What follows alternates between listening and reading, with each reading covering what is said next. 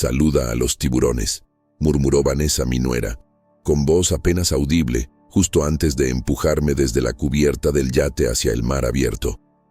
El movimiento no fue brusco ni violento, sino calculado. Un simple desequilibrio bastó para que mi cuerpo, aún resentido por la cirugía de cadera, cediera ante la gravedad y se precipitara al agua helada. Mi hijo Diego, aquel a quien dediqué mi vida, no hizo el menor gesto para detenerla. Todo lo contrario, permaneció inmóvil con una sonrisa en el rostro, como si estuviera presenciando la consumación de un plan cuidadosamente orquestado. Su intención era transparente: eliminarme para quedarse con mi fortuna, una herencia que superaba los $3.000 millones, producto del esfuerzo de toda una vida y del imperio tecnológico que Roberto, mi difunto esposo, había levantado. Con sudor y disciplina, ese dinero, en lugar de unirnos, había convertido a mi única familia en verdugos. Lo irónico es que, mientras ellos regresaban a la costa convencidos de mi muerte, yo no solo había sobrevivido, sino que estaba esperando su llegada en la sala de mi antigua casa, sentada en mi sillón favorito, con un regalo muy particular preparado para recibirlos. El giro de los acontecimientos que ellos jamás pudieron anticipar se había puesto en marcha. Pero antes de llegar a ese instante, necesito retroceder. Quiero narrarte cómo un martes que empezó como cualquier otro, luminoso, sereno, casi perfecto, se transformó en el inicio de mi pesadilla. Porque aunque debería haber notado las señales, a mis 67 años todavía me aferraba a la idea ingenua de que la familia era un refugio, que la sangre era más espesa que el agua salada del océano. No supe que esa creencia estaba a punto de ser traicionada de la manera más cruel. A mis 67 años aún mantenía la fe ciega en que la familia era un lazo sagrado, algo indestructible. Siempre repetía aquella frase que solía decir Roberto: la sangre nunca se diluye, siempre nos sostiene. Quizás por eso no vi venir lo que estaba a punto de suceder. La mañana en que todo comenzó era luminosa y fresca. La brisa que entraba por mi ventana parecía anunciar un día sin contratiempos. El detalle curioso fue que Diego, en lugar de recurrir a su asistente como acostumbraba, me llamó personalmente. Esa sola acción, en retrospectiva, debió encender todas mis alarmas, pero en ese momento lo interpreté como un gesto de cercanía. «Mamá, queremos celebrar tu recuperación con un crucero en mi nuevo yate», me dijo con un tono cálido, que confundí con ternura verdadera. Usó la palabra queremos, incluyéndome, haciéndome sentir que aún pertenecía a su mundo. Lo más tentador fue su promesa: solo estaremos los tres, como una verdadera familia. Esa frase fue suficiente para conmoverme. Llevaba 6 semanas de lenta recuperación tras el reemplazo de cadera. Un proceso doloroso que me había dejado vulnerable, tanto física como emocionalmente. Me aferraba a cualquier indicio de que mi hijo todavía me quería en su vida, de que Vanessa me veía como algo más que un obstáculo entre ellos y mi fortuna. Desde la muerte de Roberto, hacía 2 años, la relación con ellos se había tornado fría, distante, como si el cariño se hubiese evaporado junto con el último aliento de mi esposo. Recordé cómo en los primeros meses de duelo ellos me acompañaban, pero poco a poco comenzaron a mostrarse más interesados en mis decisiones financieras que en mi bienestar. Aún así, esa mañana decidí creer que su invitación era sincera. Sentí una punzada de ilusión, la esperanza de recuperar, aunque fuera un instante, la calidez familiar que tanto extrañaba. Me levanté temprano, con una energía inusual. Me tomé mi tiempo para arreglarme. Elegí el vestido azul marino que Roberto siempre decía que realzaba el color de mis ojos. Ese detalle no era menor. Era como rendirle homenaje a él, llevar su recuerdo conmigo en lo que pensé sería un día de reconciliación con Diego y Vanessa. Al mirarme en el espejo, vi reflejado a alguien frágil pero decidida, una mujer que todavía deseaba creer en el amor de su familia. Cuando salí de casa y pedí un taxi hacia el puerto de Acapulco, me repetía a mí misma que las cosas podían mejorar, que quizás la distancia emocional de los últimos años era solo un malentendido pasajero. Aún no sabía que estaba dirigiéndome directo hacia una trampa mortal, cuidadosamente disfrazada de un gesto de afecto. Tomé el taxi hasta el puerto de Acapulco con una mezcla de nervios e ilusión. Allí me esperaba un yate imponente, blanco, reluciente, majestuoso, probablemente más caro que la mayoría de las casas que conocía. Diego me recibió en el muelle con un abrazo rápido, frío, mecánico. Su afecto se sentía impostado. Desde la cubierta, Vanessa me observaba con una sonrisa dura, tan cortante como vidrio quebrado. ¿No es magnífico?, presumió Diego, señalando la embarcación.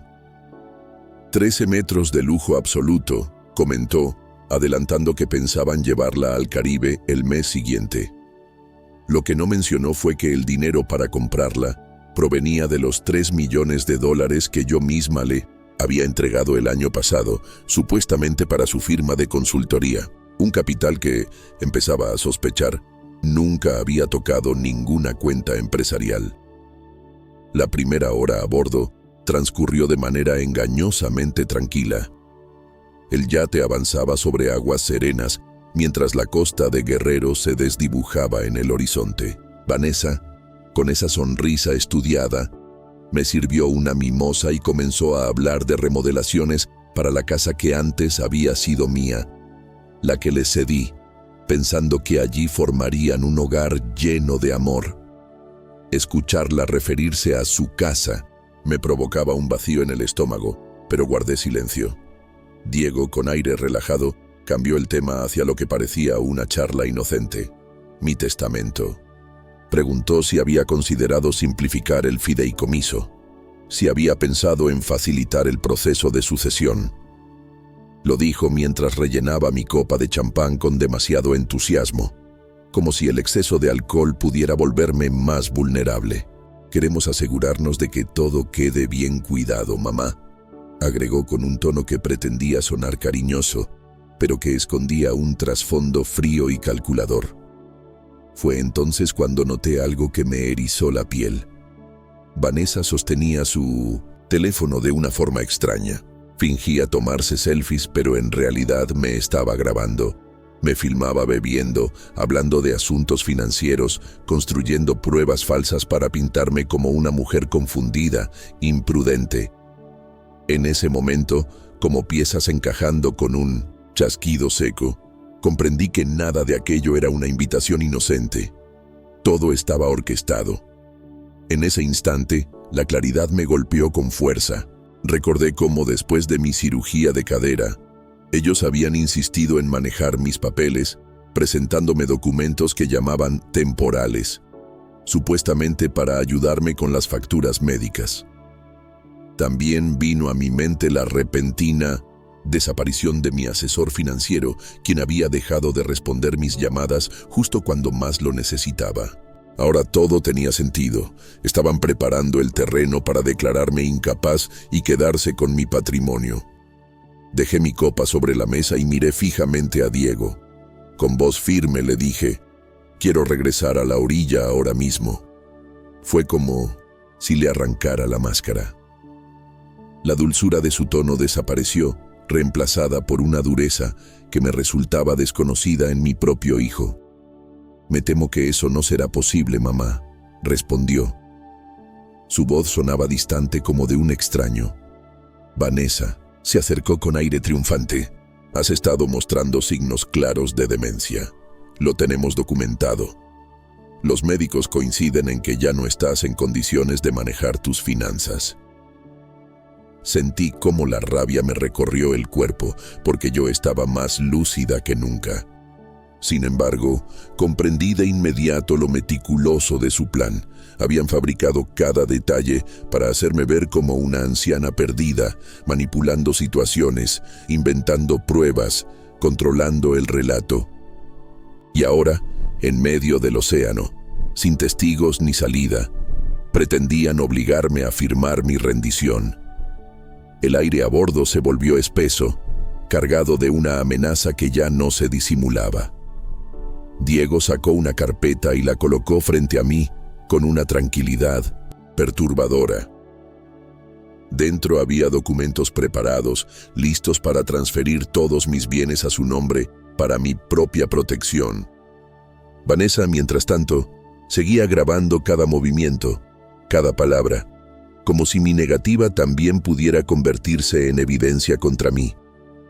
Los miré a los ojos, uno por uno. En Diego ya no quedaba rastro del niño al que había enseñado a montar bicicleta o por quien había sacrificado tanto. En Vanessa había únicamente una ambición voraz, disfrazada de sonrisa calculada. Y entonces la escuché decirlo, casi con deleite. Una mujer mayor, recién operada, tal vez confundida. Por los analgésicos, un accidente en un barco no sorprendería a nadie. Sucede todo el tiempo. El océano se extendía a nuestro alrededor, infinito y vacío. Comprendí que para ellos yo ya estaba muerta. La única elección que me ofrecían era firmar o desaparecer entre las olas. Respiré hondo. Me puse de pie lentamente pese al dolor en mi cadera y los enfrenté con la única respuesta que podía dar. Váyanse al infierno. La sonrisa de Vanessa se ensanchó, mostrando por primera vez su verdadera cara. No hubo gritos, ni violencia evidente, solo un empujón calculado, preciso, mientras yo estaba de espaldas mirando el mar. El desequilibrio bastó para que mi cuerpo se precipitara hacia el agua. Sentí el impacto helado del Pacífico envolverme. De golpe, el vestido azul marino pegándose a mi piel como un ancla, arrastrándome hacia abajo. Entre el burbujeo y el estruendo del mar, alcancé a oír la voz fingidamente desesperada de Diego gritando, «Mamá, Dios mío, mamá». Pero, por encima de su teatro, se filtraba el murmullo más bajo de Vanessa, hablando por teléfono con calma gélida. «Sí, presenten la petición de emergencia el lunes. Ella claramente ya no es competente». El agua se cerró sobre mi cabeza y la verdad me golpeó con más fuerza que el frío. No era un accidente, era una sentencia de muerte cuidadosamente planeada. El instinto me sostuvo a flote. A pesar del dolor en mi cadera recién operada y del peso de la ropa que me hundía, recordé que había sido nadadora toda mi vida. Roberto y yo solíamos entrenar juntos cada mañana. Ese hábito me salvó. Me deshice de los zapatos y, con esfuerzo, logré romper la superficie jadeando por aire. Cuando alcé la vista, el yate ya se alejaba a toda velocidad. No había ni una mirada atrás, ni un atisbo de remordimiento. Diego y Vanessa realmente me habían abandonado para que muriera sola en medio del océano. El pánico me invadió, pero entonces, entre las olas, apareció un pequeño milagro. Un barco pesquero avanzaba hacia mí. El capitán, Jacobo Morales, un hombre curtido por décadas en el mar, me hizo a bordo con la ayuda de su nieto Tiago. Me envolvieron en mantas ásperas que olían a sal y motor, mientras mis dientes castañeteaban sin control. Apenas podía articular palabras, pero conseguí susurrar. Mi familia. Jacobo me miró con seriedad y respondió. Los vimos irse como si nada, sin mirar atrás. ¿Qué clase de gente hace algo así? El temblor de mi cuerpo no se debía solo al frío, sino a la traición que acababa de vivir. Jacobo pidió ayuda por radio, informando a la guardia costera que habían rescatado a una mujer en mar abierto. Fue entonces cuando lo tomé del brazo con la poca fuerza que tenía y le supliqué. «Por favor, no les digas que me encontraste, aún no». Él me miró con esos ojos endurecidos por la vida en el mar y comprendió al instante que no era simplemente una náufraga. «¿Está huyendo de algo?», preguntó con cautela. «Sí», le respondí, «pero no de lo que imaginas. Necesito llegar a tierra sin que nadie sepa que sigo viva». Su nieto Tiago dudaba, pero Jacobo fue claro. A veces lo correcto no sigue las reglas. Volvió a tomar la radio y mintió con calma. Falsa alarma, era basura flotando en el agua. Con esa simple mentira me devolvió la oportunidad de luchar. Mientras el pequeño barco avanzaba hacia un muelle privado que Jacobo conocía, le conté todo. El yate, los documentos, las acusaciones de demencia inventadas, el empujón calculado. Él escuchó en silencio, con el ceño cada vez más fruncido. Cuando terminé, murmuró con amargura: así que prefirieron ser huérfanos ricos que hijos pobres con madre viva. En tierra, Jacobo me presentó a la señora Chávez, una mujer robusta de unos 70 años que dirigía un discreto bed and breakfast. Apenas me vio empapada, me puso una sopa caliente frente a mí sin hacer preguntas. He recibido a toda clase de fugitivos en 30 años, me dijo. Mientras no traigas violencia a mi puerta, eres bienvenida. Esa noche, mientras Diego y Vanessa seguramente lloraban ante las cámaras hablando de su trágica pérdida, yo me senté en la cocina de la señora Chávez, envuelta en ropa prestada, planeando cómo destruirlos. Jacobo se ofreció a ser mis ojos en el puerto. Su barco de pesca le permitía moverse sin levantar sospechas cerca del yate de Diego, escuchar conversaciones y observar movimientos. Ellos creen que ganaron, me dijo con firmeza. Ese es nuestro punto a favor. Pero yo necesitaba más que vigilancias. Quería entender cómo planeaban legitimar su golpe. Incluso si me declaraban muerta por accidente, la sucesión de una herencia tan grande no era algo simple.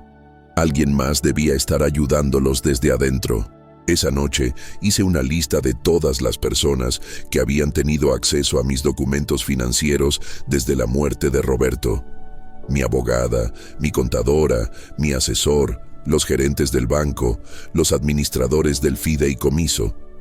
Si Diego y Vanessa habían urdido un plan tan elaborado, era imposible que lo lograran solos. Antes de dormir, encendí la vieja computadora de la señora Chávez y busqué mi nombre en internet. Ahí estaba. Titulares anunciando que Margarita Hernández había muerto en un accidente en barco.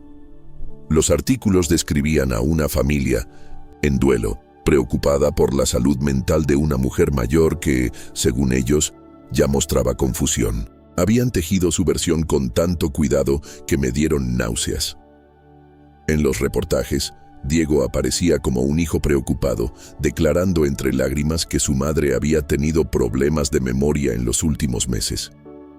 Vanessa, con un talento actoral escalofriante, aseguraba a los periodistas que habían temido por mi seguridad desde hacía tiempo. Incluso publicaron una foto mía en el cumpleaños de Diego, donde lucía confundida mientras sostenía una copa. Recordaba bien ese momento. Había llegado a lo que creía era una cena íntima, y en realidad era una fiesta sorpresa con desconocidos. Mi desconcierto, manipulado en una instantánea, ahora servía de prueba de mi supuesto deterioro. Leí también mi obituario. Margarita Hernández, madre y abuela amorosa, falleció en un trágico accidente marítimo mientras disfrutaba de un paseo familiar. En lugar de flores, pedían donaciones a una asociación de Alzheimer. Incluso en la muerte me utilizaban para reforzar su historia. Cerré la computadora con rabia contenida y susurré: «Bastardos». La señora Chávez, que me observaba, desde su sillón levantó la vista de su tejido y dijo con calma: «Planeando algo especial para ellos, ¿verdad?». Yo asentí, apretando los puños. Algo muy especial. El funeral se celebró pocos días después y fue multitudinario. Yo lo observé a distancia, escondida tras un cobertizo en el cementerio, con unos binoculares que Jacobo me había prestado. Desde allí veía cada detalle. Diego y Vanessa estaban impecablemente vestidos de negro, recibiendo condolencias como si fueran las víctimas de una tragedia. El ataúd, vacío por supuesto, era de primera categoría, adornado con flores costosas y un programa impreso con mi foto en la portada. Lo más doloroso fue ver a quienes realmente lloraban mi ausencia. Mi vecina Elena sollozaba desconsolada. Mis amigas del club de lectura me rendían homenaje. Incluso el doctor que me operó la cadera estaba presente, serio y apesadumbrado. Ellos sí me querían. Y mientras tanto, mis propios hijos recibían sus abrazos con el cinismo de quienes habían planeado todo. Jacobo, que estaba agachado a mi lado, me susurró: «Mira bien quién falta». Ajusté los binoculares y lo comprendí. Al instante, mi asesora financiera, mi abogada y mi contadora no estaban allí. Personas que normalmente deberían haber estado presentes brillaban por su ausencia. Ese vacío me dio la certeza de que la red de complicidad era más amplia de lo que había imaginado. Tras el funeral, observé a Diego y Vanessa desenvolverse entre la multitud como políticos en campaña. Sonrisas estudiadas, abrazos medidos, frases de consuelo que sonaban ensayadas. Pero cada vez que alguien intentaba hacer preguntas específicas sobre mis últimos días, ellos se apresuraban a cortar la conversación y cambiar de tema.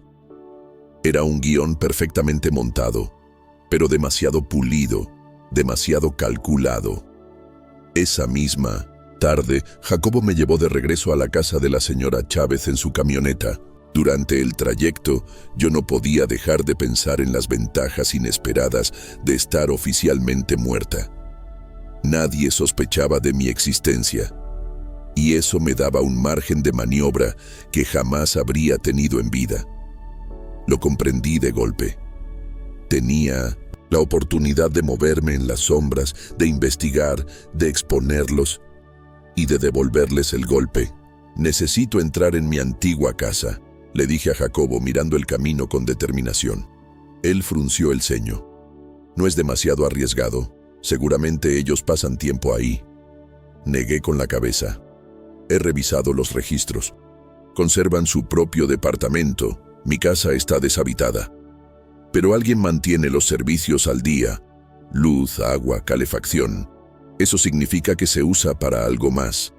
Y quiero saber para qué». Esa noche, pasada la medianoche, Jacobo me dejó a 3 calles de mi antigua casa en Polanco. Caminé despacio, como una ladrona, aunque lo irónico era que estaba entrando al lugar donde había vivido más de 30 años, la casa donde crié a Diego, donde celebramos cada Navidad con Roberto. Todavía conservaba mi llave. Mi hijo nunca pensó en pedírmela de vuelta. Entré por la puerta trasera con la linterna que Jacobo me había dado. La casa tenía un aire extraño. No estaba vacía, pero tampoco habitada de forma normal. En la sala, los muebles estaban cubiertos con sábanas, aunque noté piezas nuevas, costosas, como un sofá de cuero y un centro de entretenimiento moderno. En la cocina, el refrigerador rebosaba de alimentos frescos, importados y caros, señales de uso regular. Pero fue en el estudio de Roberto donde encontré lo verdaderamente revelador. Sobre el escritorio había papeles legales, estados financieros y, lo más aterrador, una carpeta titulada Proyecto Margarita. Dentro, una cronología detallada describía paso a paso mi supuesto deterioro mental. Fotografías, reportes médicos manipulados, notas de incidentes que en realidad ellos mismos habían provocado. Todo estaba allí, cuidadosamente documentado para construir la imagen de una mujer incapaz. Con las manos temblorosas, fui fotografiando cada documento con la cámara desechable que Jacobo me había entregado. Leí con indignación cómo habían planeado cada detalle. La fiesta sorpresa donde aparecí confundida, el error con mis medicamentos, cuando alguien cambió los frascos, las visitas médicas donde me preparaban para lucir desorientada. Nada había sido casualidad. Todo era parte de una estrategia cruel para retratarme como una anciana con demencia. Lo más inquietante fue una carta firmada únicamente con las iniciales MT. Decía: «La línea de tiempo debe acelerarse. Margarita ha hecho demasiadas preguntas sobre el poder notarial. Recomiendo pasar a la fase 3 en 2 semanas». Según los documentos, La fase 3 equivalía a mi muerte. Estaba guardando la última prueba cuando escuché voces en la entrada principal. Reconocí de inmediato la de Diego y Vanessa. Habían regresado de su actuación en el funeral. Corrí hacia la puerta trasera con el corazón martillando en mi pecho, pero no pude evitar oír fragmentos de su conversación. Hablaban del testamento, de que pronto tendrían acceso total a las cuentas y de que MT se encargaría de que todo saliera según lo planeado. Logré salir por el jardín, agachándome entre los rosales que yo misma había plantado 20 años atrás. El frío de la noche no logró disimular el escalofrío que me recorrió al escuchar un sonido inesperado, el llanto de un bebé proveniente del interior de la casa. Me detuve en seco. Diego y Vanessa nunca habían mencionado querer hijos. Siempre repetían que sus carreras eran la prioridad. Entonces, ¿de quién era aquel bebé? La presencia de esa criatura añadía una pieza inquietante al rompecabezas, una que hacía tambalear todo lo que creía haber descubierto. Minutos después, Jacobo me recogió en la esquina. Aún temblaba, no solo por el miedo, sino por la revelación. «Pareces haber visto un fantasma», dijo él al verme. Lo miré fijamente y respondí, «Peor, he visto mi reemplazo». De camino al refugio de la señora Chávez, le conté a Jacobo todo lo que había visto. Los documentos del proyecto Margarita, la carta firmada por MT y, sobre todo, el descubrimiento del bebé en la casa. Jacobo frunció el ceño profundamente mientras conducía en silencio unos segundos.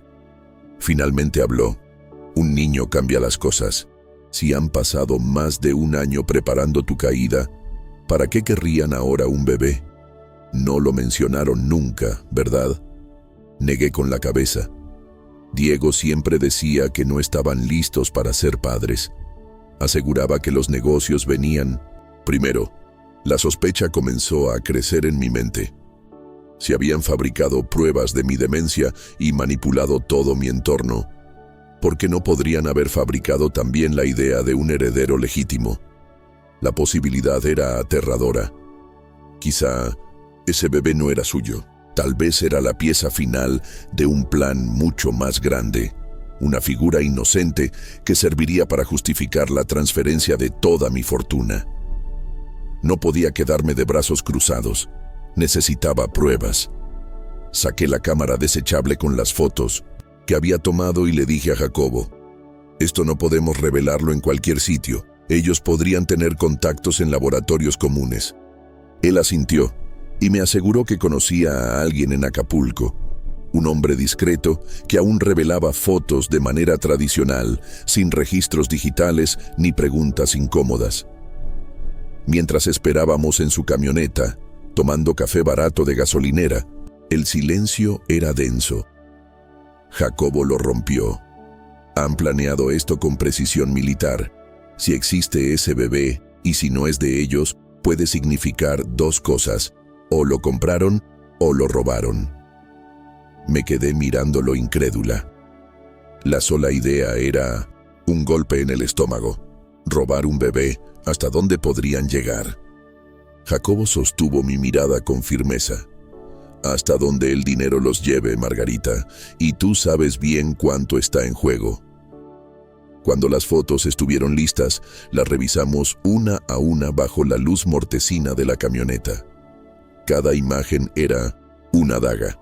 Cronologías falsas de mi deterioro, reportes médicos manipulados, recibos financieros. Pero lo que más me heló la sangre fue un documento casi escondido entre las páginas. Un certificado de nacimiento. Decía, «Bebé Hernández, nacido hace 3 semanas. Madre, Vanessa Hernández. Padre, Diego Hernández». Lo sostuve con manos temblorosas. Recordé a Vanessa en el yate apenas unos días atrás, delgada, con la misma figura de siempre. No había forma de que hubiera dado a luz recientemente. «Este certificado es falso», susurré con un nudo en la garganta. Miré a Jacobo y añadí con voz rota, «Ese bebé no es suyo y necesito averiguar de quién es». Esa noche casi no pude dormir. El rostro del bebé y aquel certificado de nacimiento falso se repetían en mi mente una y otra vez. La idea de que hubieran comprado, o peor aún, arrebatado un niño para completar su plan, me revolvía el estómago. ¿Qué clase de madre había criado que ahora era capaz de semejante atrocidad? Al amanecer, mientras desayunábamos en la cocina de la señora Chávez, tomé una decisión. Voy a seguirlos, le dije a Jacobo. Ese bebé no desaparece por horas todos los días. Alguien debe cuidarlo. Si lo llevan a un médico, a una niñera, a cualquier parte, podré descubrir la verdad. Jacobo se mostró reticente, advirtiendo que era un movimiento peligroso, pero yo ya no podía detenerme. Fue entonces cuando la señora Chávez intervino. Con una calma sorprendente nos habló de un viejo conocido suyo, un investigador privado llamado Daniel Cruz, un ex policía que le debía un favor. Según ella era discreto, leal y experto en seguir a la gente sin ser visto.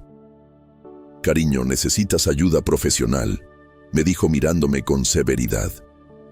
«Estos dos ya intentaron matarte una vez. No dudarán en hacerlo de nuevo».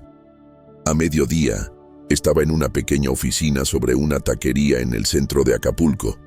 Frente a mí, Daniel Cruz me escuchaba relatar por tercera vez en menos de una semana la historia de mi caída, de los documentos y del misterioso bebé. Tenía unos 50 años, cabello gris prematuro y unos ojos alertas que parecían registrar cada detalle. Cuando terminé, asintió y resumió. Entonces quiere que siga a su hijo y a su nuera. Averigüe quién es realmente ese niño y de paso identifique a este tal MT. Yo asentí.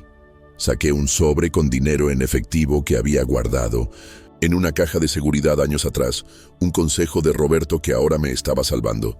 Daniel lo contó rápido, asintió de nuevo y dijo: «Esto cubre 2 semanas de vigilancia.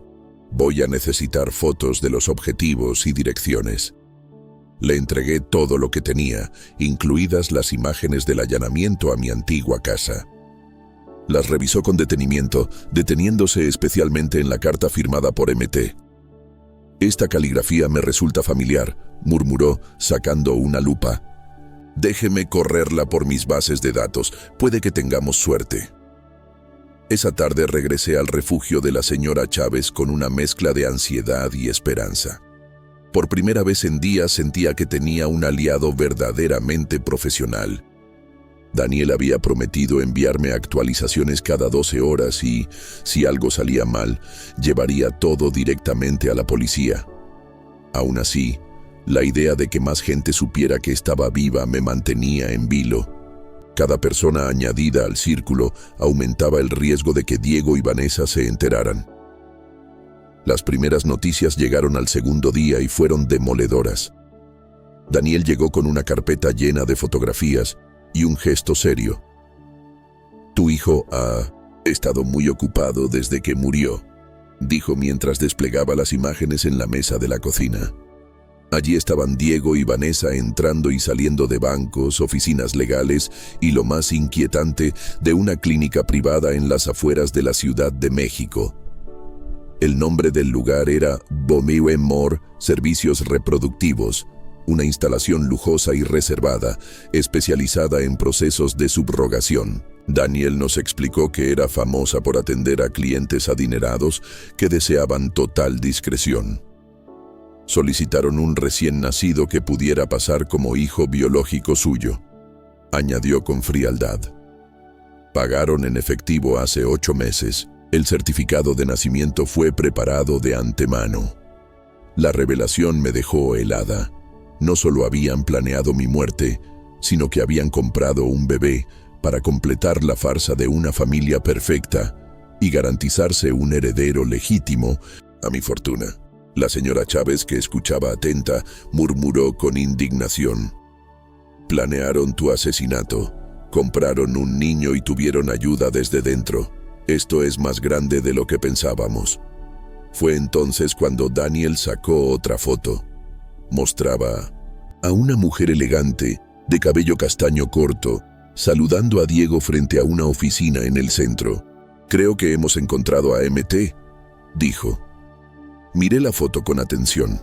La mujer tenía un aire vagamente familiar, aunque no lograba ubicarla del todo. Daniel me dio el nombre. Miranda Torres, socia de un prestigioso despacho de planificación patrimonial en la Ciudad de México. Al escucharlo, mi memoria hizo clic. Torres, espera, mi contadora se llama Micaela Torres. Daniel asintió. Exacto, están casadas. Y juntas han construido una red que va mucho más allá de tu caso.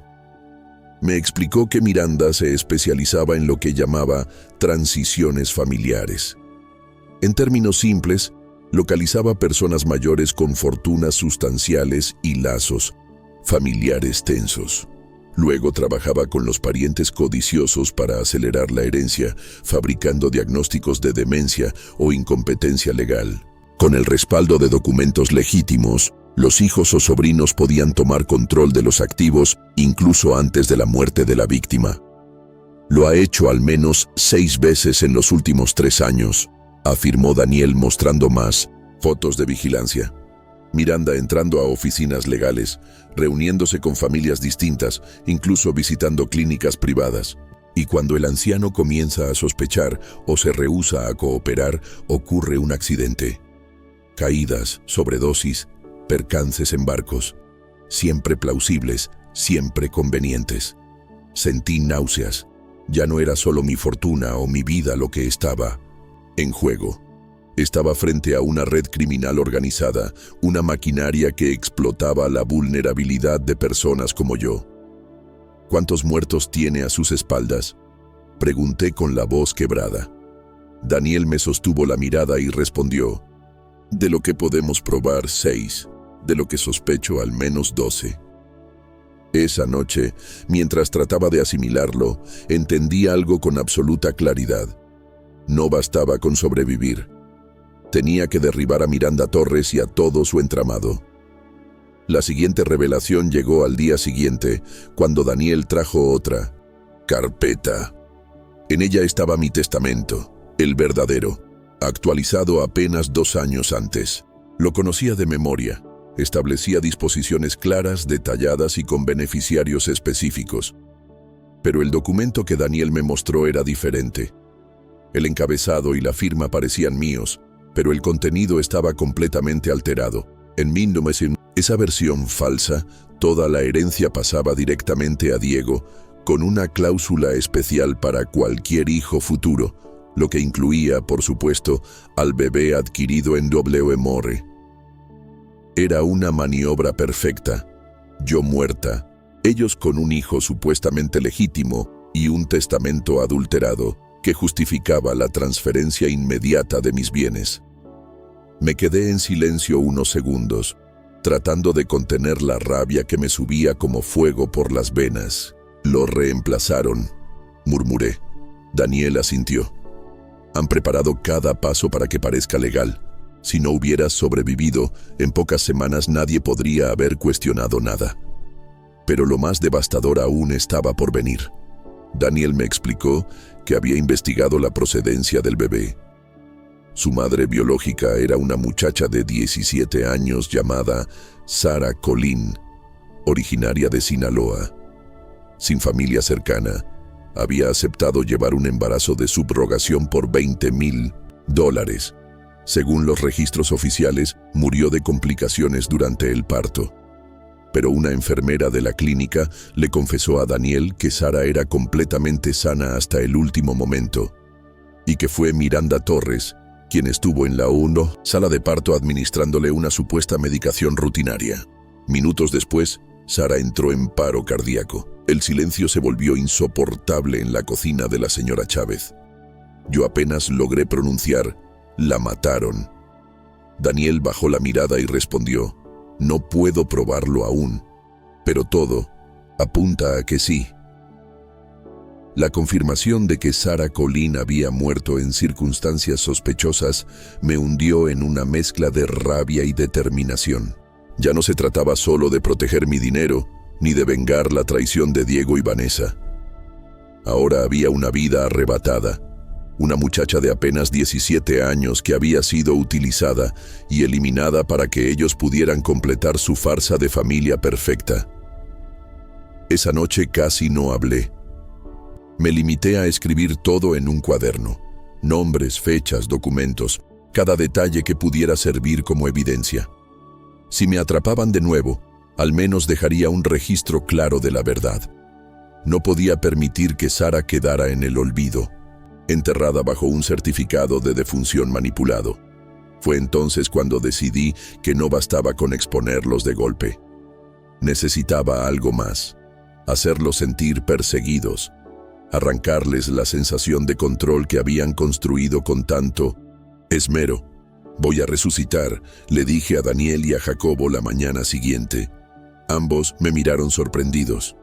Yo sonreí con frialdad. «Quiero que sepan que estoy viva, pero no cuánto sé. Quiero que se sientan observados, inseguros, que cometan errores». La señora Chávez asintió lentamente, aprobando el plan. «Guerra psicológica», dijo. «Eso los desestabilizará, más que cualquier golpe frontal». Ese mismo día, mientras Diego y Vanessa asistían a una reunión con Miranda Torres para finalizar la sucesión, Jacobo entregó a través de un mensajero una nota breve, escrita en mi mejor papel de correspondencia. «Queridos Diego y Vanessa, los reportes de mi muerte han sido grandemente exagerados. Con cariño, mamá PD. Denle un beso al pequeño. Roberto Sara. Es hermoso». La reacción fue inmediata. Según Daniel, que los observaba desde una camioneta estacionada frente a la oficina de Miranda Torres, los tres salieron a la calle con el rostro desencajado, apenas minutos después de mí recibir la nota. Vanessa estaba tan pálida que parecía a punto de desmayarse. Diego miraba alrededor con desesperación, como si esperara que yo surgiera de entre la multitud. Y Miranda, la siempre controlada abogada, apretaba el portafolio contra el pecho, con una furia contenida. La guerra psicológica había comenzado. Esa misma tarde, cuando volvieron a mi antigua casa, se encontraron con otra sorpresa. Yo estaba sentada en mi sillón favorito, en la sala, como si nunca me hubieran arrojado al océano. El mismo sillón que Roberto me regaló en nuestro 20º aniversario, símbolo de estabilidad y de hogar. El momento en que cruzaron la puerta fue glorioso. Vanessa soltó un grito desgarrador, como si hubiera visto un fantasma. Diego se quedó paralizado, con las llaves aún en la mano, la boca entreabierta, incapaz de articular palabra. Yo, en cambio, sonreí con calma. «Hola, queridos», dije suavemente. «¿Cómo estuvo la reunión? Espero que no hayan firmado nada importante mientras estuve ausente». Carla Pérez, la niñera del bebé, apareció desde la cocina con el pequeño en brazos, tal como habíamos acordado. Mi corazón se estrujó al verlo por primera vez. Un niño hermoso, diminuto, con unos ojos oscuros y serios que parecían entender más de lo que deberían. Lo tomé con cuidado, meciéndolo entre mis brazos. «Hola, pequeño Roberto Sara. Soy tu verdadera abuela, la que no intenta comprarte con sangre y mentiras». El silencio que siguió fue insoportable. Vanessa, temblando, logró recuperar algo de voz. «Ese niño es nuestro. Tú estás muerta, ¿entiendes? Muerta». Yo acaricié la mejilla del bebé con calma y respondí: «Sí, ya cubrimos ese detalle. Resulta que morir ahogada es más difícil de lo que creen, sobre todo cuando hay personas decentes dispuestas a salvarte». Diego intentó intervenir, pero su rostro lo delataba. Miedo, incredulidad y, en el fondo, una chispa de culpa. «Mamá, nosotros…» Lo corté en seco. ¿Van a decirme que Vanessa parió este niño hace 3 semanas? Porque yo estuve con ustedes hace apenas unos días y créeme, Vanessa no tenía el cuerpo de una mujer que acaba de dar a luz. ¿El nombre? de la madre real cayó de mis labios como un golpe. Sarah Colleen, 17 años. Murió en esa clínica a la que ustedes fueron con Torres. Van a decirme que no sabían nada. El silencio se volvió más espeso que nunca. Carla, aún en el umbral, se cubrió la boca con la mano, horrorizada. Me puse, de pie, todavía con el bebé en brazos, y añadí: ustedes no solo intentaron asesinarme, se convirtieron en cómplices de un asesinato verdadero, el de la madre de este niño. ¿De verdad creen que eso quedará impune? Vanessa fue la primera en reaccionar, recuperando esa frialdad que siempre escondía detrás de sus sonrisas ensayadas. Prueba lo que dices, escupió cruzándose de brazos. Puedes acusarnos de lo que quieras, pero si no tienes evidencia, nadie te creerá. Para todos, estás muerta. Sonreí, por primera vez con verdadera satisfacción. Caminé hacia el escritorio y saqué de entre los cojines del sillón una carpeta manila. Oh, querida, no debiste haber dicho eso. Extendí sobre la mesa las fotografías que Daniel había tomado. Diego y Vanessa reuniéndose con Miranda Torres, entrando a la clínica Bioemore, firmando documentos ilegales. Había copias de transferencias de dinero en efectivo, informes médicos manipulados, incluso fragmentos de correos electrónicos interceptados.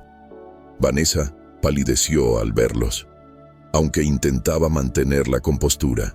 Diego, en cambio, parecía desmoronarse segundo a segundo. «Mamá, ¿qué quieres?», murmuró con voz rota. Saqué entonces una pequeña grabadora digital de mi bolso y la encendí. Una luz roja parpadeaba. Todo lo que hemos hablado desde minutos que entraron por esa puerta está grabado. Sus admisiones, sus nervios, sus contradicciones. En México, basta con que una de las partes consienta la grabación. Y yo consiento. Diego me miró con desesperación, mientras Vanessa se levantaba de golpe gritando: «Eso no servirá en un tribunal». Yo la observé con calma y respondí: «Tal vez no por sí solo, pero combinado con todo esto, será suficiente para hundirlos a ustedes y a su preciosa Miranda Torres». Me incliné hacia ellos, sin soltar la grabadora, y hablé con la firmeza de quien ya no tiene nada que perder. Quiero mi dinero de vuelta. Quiero que ese bebé sea adoptado de manera legal por una familia que lo ame y le cuente la verdad sobre su madre. Quiero que Miranda Torres pague por cada anciano que ha manipulado y asesinado. Y quiero que ustedes dos pasen el resto de sus vidas recordando que intentaron matar a su propia madre. El rostro de Diego se contrajo en un rictus de vergüenza y miedo. Vanessa, en cambio, mantuvo esa mirada gélida, calculadora. «¿Y si cooperamos?», preguntó con un hilo de voz que escondía más amenaza que arrepentimiento. «Si cooperan», respondí despacio, «tal vez considere no presentar cargos por intento de asesinato. Pero el fraude, la conspiración y su complicidad en la muerte de Sarah Colleen, esos ya no dependen de mí». Durante unos segundos reinó un silencio absoluto. Podía escuchar el tic-tac del viejo reloj de pared que Roberto había comprado en un mercado de antigüedades, y pensé en lo irónico que resultaba. El tiempo, nuestro tiempo juntos como familia, había terminado. Los miré uno por uno y comprendí que ya no había vuelta atrás. «Les doy 24 horas para decidir», concluí. Esperaba que esa noche reflexionaran, que quizá apareciera un mínimo de remordimiento, pero al amanecer recibí la llamada de Daniel y su voz no dejó lugar a dudas. Eligieron mal. Pasaron toda la madrugada hablando por teléfono con Miranda Torres y con alguien más, a quien llamaban simplemente el limpiador. Me puse de pie, de golpe, helada. «¿Qué significa eso?». Daniel respondió sin titubeos: «Un sicario especializado en hacer que la gente desaparezca. Vuela desde Nueva York esta misma mañana. Según mis fuentes, nunca ha fallado. Todos sus asesinatos parecen accidentes. El peso de la traición de Diego volvió a aplastarme, aunque esta vez no había espacio para la tristeza, solo para la furia. La señora Chávez, que había escuchado la conversación desde la puerta, no perdió un segundo. Comenzó a llamar a sus contactos, y en menos de una hora Jacobo estaba frente a nuestra puerta con su camioneta. «Debemos movernos ya», dijo con firmeza. «Si quieren matarte otra vez, esta vez no van a fallar». Salimos hacia una cabaña en una pequeña isla privada, un refugio seguro al que solo se podía acceder por mar. Mientras el sol comenzaba a iluminar el Pacífico, comprendí que mi propio hijo había cruzado la última línea. Ya no planeaba quedarse con mi dinero. Planeaba borrarme de este mundo para siempre. La cabaña era rústica pero segura. Pertenecía a un viejo amigo de Jacobo, otro pescador que le debía favores y no hacía preguntas. Allí pasamos las primeras horas en tensión, bebiendo café fuerte mientras Daniel revisaba documentos y fotografías que había traído consigo. «Es peor de lo que pensábamos», dijo finalmente.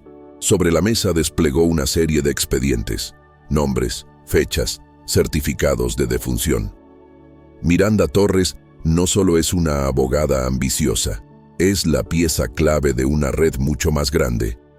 Hemos identificado al menos 20 muertes sospechosas en los últimos 5 años, todas personas mayores, todas con fortunas significativas y familiares codiciosos, todas muertes clasificadas como accidentes o causas naturales. La señora Chávez estudió las fotos con una gravedad serena. «Yo he visto a esta mujer antes», murmuró señalando una de las imágenes. «En el hospital donde hago voluntariado, preguntaba por pacientes ancianos sin visitas. Decía que era trabajadora social». Nos miramos en silencio. No era una coincidencia. Estaba cazando a sus próximas víctimas. El impacto me golpeó con brutalidad. Yo había sido la primera en sobrevivir a su maquinaria, y eso me convertía en la amenaza más grande para ella. Pasé la mañana escribiendo todo lo que recordaba: nombres, fechas, lugares, cada detalle de la traición de Diego y Vanessa, cada pieza de evidencia contra Miranda Torres. Si algo me ocurría, al menos dejaría un testimonio claro que nadie podría silenciar. Al mediodía, Daniel recibió una llamada que heló la habitación. «Encontraron al limpiador», anunció con voz tensa. «Muerto. Un disparo en la cabeza, ejecución profesional». Nos quedamos en silencio. «¿Qué significa?», pregunté. Daniel clavó los ojos en mí. «Que Miranda está limpiando a cualquiera que pueda vincularla, y eso incluye a tu hijo, a tu nuera y al bebé». Un escalofrío recorrió mi cuerpo. Jacobo golpeó la mesa con el puño. «Ese niño es un cabo suelto para ella. Si desaparece, todo se arregla. Lo hará parecer un accidente doméstico, una fuga de gas, un incendio, cualquier cosa que borre al único testigo que no puede hablar». La idea de perder a ese bebé, que ya sentía como un pedazo de mi propia sangre, me desgarró. Me levanté de golpe, casi volcando la silla. «Tenemos que sacarlo de esa casa, ahora mismo». Daniel intentó detenerme. «Es exactamente lo que ella espera, Margarita. Seguramente están vigilando, aguardando a que aparezcas». Respiré hondo y respondí con una calma extraña. «Entonces habrá que darles lo que esperan. Me entregaré, pero en mis términos. Y cuando Torres aparezca para acabar conmigo, no será yo la sorprendida». El plan era arriesgado, quizás suicida, pero no veía otra salida. Si quería salvar al bebé y exponer toda la red de Miranda Torres, debía convertirme en carnada. Daniel, Jacobo y la señora Chávez se opusieron al principio, pero finalmente aceptaron ayudarme. No porque el plan fuera seguro, sino porque comprendieron que no habría manera de detenerme. Carla Pérez, la niñera, también se convirtió en parte clave. Mientras Diego y Vanessa estaban fuera arreglando los últimos detalles con Miranda, Carla había colocado discretamente micrófonos y cámaras en distintos puntos de la casa. Se refugiaría en el sótano con el bebé, lista para escapar por una salida de servicios y las cosas se torcían. Esa tarde, regresé a mi antigua casa. Toqué la puerta como si fuera una invitada más, y Diego abrió. Su rostro estaba demacrado, con ojeras profundas. «Mamá», dijo con un hilo de voz, y por un segundo creí ver al niño que una vez crié. Pero el momento se desvaneció al recordar cómo me había dejado hundirme en el océano. Vanessa estaba en la sala, caminando de un lado a otro como un animal acorralado. «Llegará pronto», murmuró sin mirarme. «Miranda quiere hablar contigo en persona». Respondí con ironía. «Estoy segura de que sí. Después de todo, no todos los días sobrevive una de sus víctimas». A las 7 en punto, puntual, como un reloj, Miranda Torres cruzó la puerta. Pequeña, elegante, con un portafolio de cuero y una sonrisa educada, se sentó frente a mí como si estuviéramos en una reunión de negocios. «Señora Hernández», dijo, «me alegra tanto verla con vida. Tenemos mucho que discutir». Miranda abrió su portafolio con calma quirúrgica, desplegando papeles como si fueran simples contratos. «Lo que hacemos», dijo con voz suave, «es brindar un servicio invaluable. Ayudamos a las familias a acceder a sus herencias sin el tormento de años de sucesiones. El tiempo es dinero, señora Hernández. Nosotros aceleramos lo inevitable», la miré incrédula. «¿Y a los ancianos que asesinan qué servicio les ofrecen? ¿Paz? ¿Dignidad? ¿O solo una muerte disfrazada de accidente?» Miranda no perdió la compostura, incluso sonrió. «Paz, exactamente. Les ahorramos el sufrimiento del declive. Les permitimos que sus familias los recuerden como eran, no como se volvieron. Dígame usted, ¿no es un acto de compasión?» El estómago me dio un vuelco. La mujer hablaba de asesinato sistemático con la naturalidad de quien recita un balance contable. Y entonces lo dijo, con una frialdad escalofriante. «En 5 años hemos resuelto 37 casos. Usted iba a ser el número 39. Hubo otro asunto que se resolvió más temprano hoy. Un hombre que preguntaba demasiado. Pero sí, la próxima en la lista es usted. Y ese bebé». Sentí un impulso de lanzarme sobre ella, pero en lugar de eso, sonreí. «Gracias, señora Torres», respondí despacio. Era justo lo que necesitaba escuchar. Fue en ese momento cuando las puertas de la casa se abrieron de golpe. Agentes del Ministerio Público irrumpieron por todos los accesos, armas en mano. Una voz fuerte resonó. «Miranda Torres queda arrestada por conspiración de asesinato, fraude y crimen organizado». Miranda intentó huir, pero apenas dio 2 pasos antes de ser derribada por los agentes. Diego y Vanessa quedaron inmóviles, petrificados, mientras les leían sus derechos. Yo me levanté lentamente, con el corazón latiendo a 1000, y me acerqué al sillón donde Carla aparecía cargando al bebé, ileso y tranquilo. «Se acabó», susurré mientras lo tomaba en brazos. Lo que siguió fueron meses de procesos judiciales. Diego y Vanessa aceptaron acuerdos de culpabilidad. 25 años para él, 20 para ella. Miranda Torres, en cambio, fue condenada a cadena perpetua. La red que había tejido durante años se desmanteló pieza por pieza. Abogados, médicos, contadores, todos expuestos. Se descubrió que habían despojado y asesinado a decenas de ancianos, robando más de $200 millones en herencias. Yo, en cambio, recibí un nuevo comienzo. Con apoyo del sistema judicial y de los pocos familiares que quedaban de Sara Colín, adopté al bebé y lo llamé Roberto Sara Hernández. Roberto por su abuelo, Sara por la valiente madre biológica que murió para darle vida. Hoy, 5 años. Después tengo 72. Roberto Sara es un niño alegre, curioso, que crece sabiendo quién fue su madre y qué sacrificio la convirtió en parte de su historia. Aprendió pronto lo que yo misma descubrí a la fuerza: que la verdadera familia no se define por la sangre ni por la herencia, sino por quienes te protegen, te aman y eligen estar a tu lado. Y mientras lo veo correr por el jardín, pienso que, aunque me arrojaron al mar para morir, regresé con algo mucho más grande que una fortuna. Regresé con una nueva familia, construida sobre la verdad.